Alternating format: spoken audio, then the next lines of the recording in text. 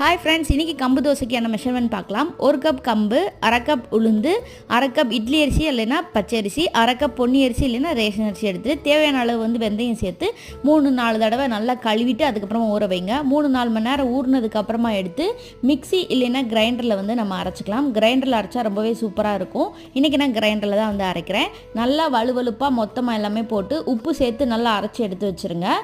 புளிக்கிறதுக்கு ரொம்பவே யூஸ்ஃபுல்லாக இருக்கும். ஸோ அது எல்லாத்தையுமே நல்லா ஒரு பெரிய பாக்ஸில் போட்டு ஏர் டைட்டாக நல்லா க்ளோஸ் பண்ணி வச்சுட்டேன்.